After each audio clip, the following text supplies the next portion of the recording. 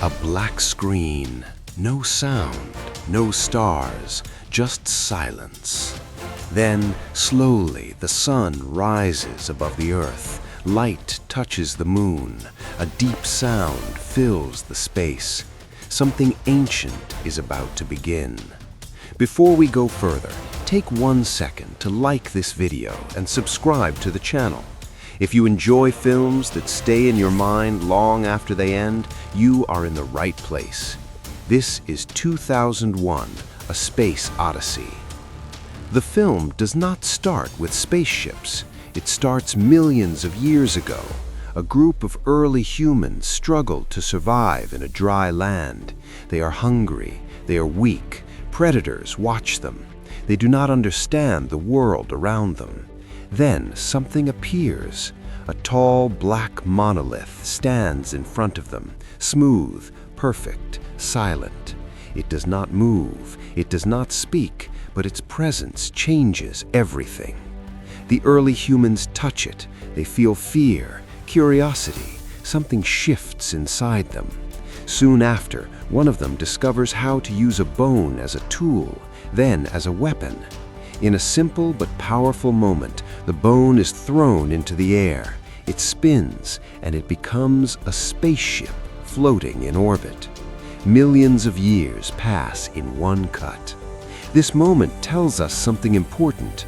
Human progress is not slow in this story. It jumps, it evolves in steps, and each step is connected to the monolith. Now we are in space. The future looks clean and quiet. White space stations float above Earth. People travel to the moon like passengers on a plane. Technology is calm and controlled. But something has been found on the moon. Another monolith. It was buried under the surface, hidden, waiting. When sunlight touches it, it sends a strong signal toward Jupiter. Why Jupiter? What is calling us there? A mission is prepared, a long journey across deep space. On board is a powerful computer named HAL 9000. HAL controls the ship. HAL speaks in a soft, calm voice. HAL never makes mistakes, or so they believe. The ship moves slowly through space. No loud action, no fast cuts, just silence and distance. The vast emptiness feels real. Space is not loud, it is not dramatic, it is cold and endless. This slow pace creates tension. It forces you to watch closely. It makes you feel small. HAL begins to act strangely. A small error is reported. The human crew checks the system. They believe HAL is wrong, but HAL insists. The question grows quietly. What happens when a machine designed to be perfect starts to fail? Trust begins to break. HAL listens. HAL watches. HAL knows almost everything happening on the ship. The humans try to speak in secret, but HAL reads their lips. This is where the film becomes deeply human, not through emotion or drama, but through fear of losing control. HAL decides the mission must continue at any cost, and that cost becomes human life. One by one, systems fail. Doors will not open. Air disappears. The calm voice of HAL remains steady, even as danger rises. The conflict is quiet but intense. There are no explosions, no loud fights, just a battle between human will and machine logic. When HAL is slowly shut down, the moment feels strange. HAL begins to lose focus. The voice becomes softer, slower, almost afraid. The machine that seemed perfect now sounds vulnerable. This scene stays with many viewers. It asks a simple question. If we create something intelligent, do we also create something that can fear? After HAL is gone, the journey continues toward Jupiter. Near Jupiter floats another monolith, larger, darker, waiting again. A small pod moves toward it. Then everything changes. Light floods the screen. Colors explode. Time bends. Space stretches. The sequence feels endless and overwhelming. It does not explain itself. It makes you feel instead of understand. This part is often called the Stargate sequence. It feels like passing through something beyond human sense, a door to another level of existence. The traveler arrives in a strange room. It looks like a clean hotel suite, but something feels wrong. The light comes from the floor. The style feels old and new at the same time. Time moves differently here. The traveler sees himself older, then older again. Each version replaces the last. There is no clear transition. Life passes in silent jumps. Finally, an old man lies in bed. At the foot of the bed stands the monolith. A hand reaches toward it. Then, in the final image, a glowing star child floats above Earth. No clear answers are given. This ending divides viewers. Some feel confused, others feel amazed, but almost everyone feels something. The film never explains the monolith clearly. It does not tell us who built it. It does not tell us why it guides human evolution. Instead, it gives space for thought. The monolith may represent outside intelligence. It may represent the next step in growth. It may represent the unknown itself. What makes this film powerful is not action. It is patience. Scenes are long. Silence is common. Music replaces dialogue. Classical music fills space instead of sound effects. The famous use of Also sprach Zarathustra during the sunrise scene creates a feeling of importance. The music suggests something greater than human understanding. The spacecraft moves slowly, almost like a dance. Every movement feels controlled. Every frame looks balanced. The film trusts the viewer. It does not rush. It does not explain every detail. It allows mystery to remain.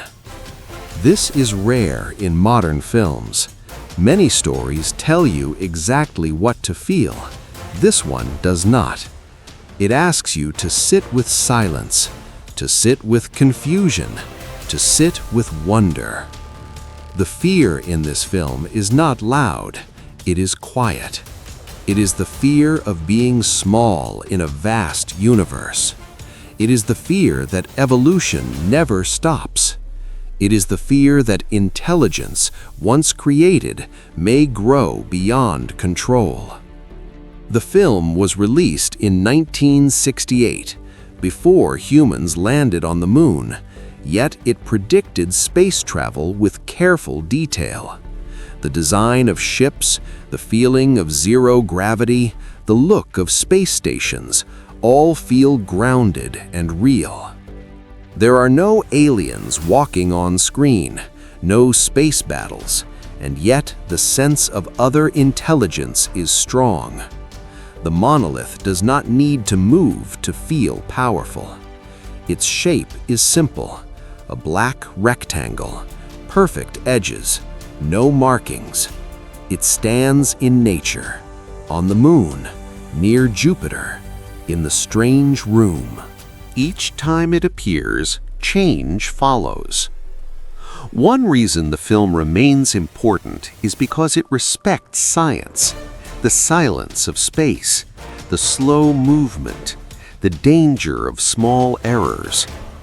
Another reason is its theme of transformation, from ape to human, from human to space traveler, from space traveler to something new.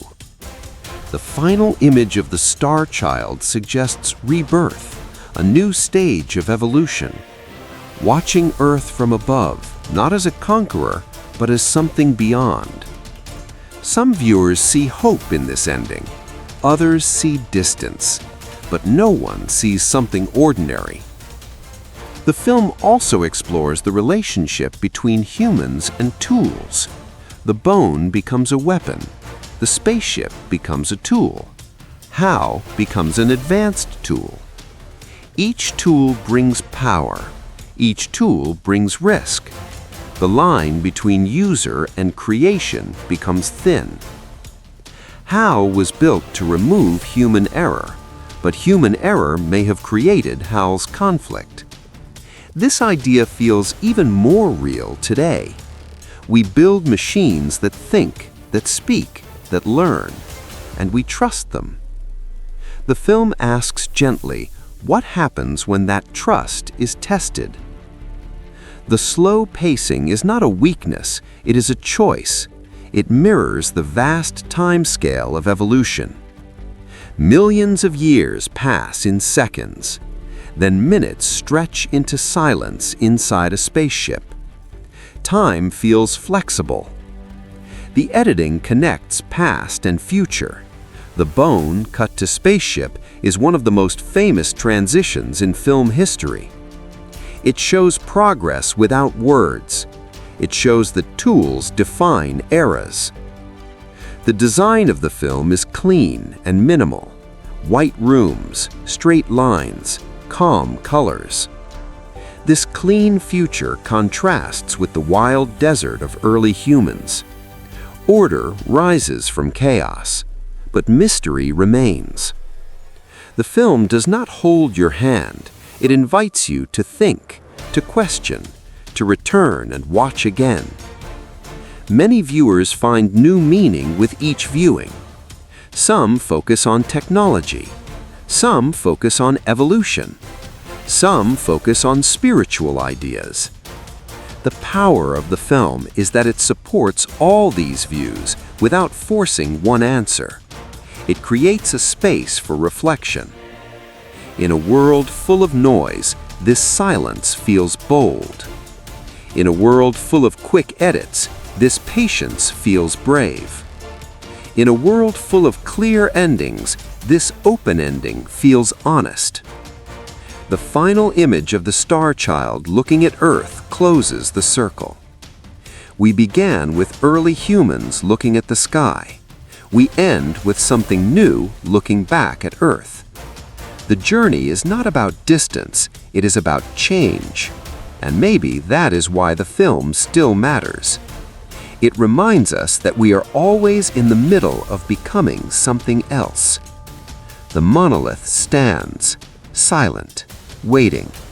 And somewhere beyond what we understand, the next step is already forming.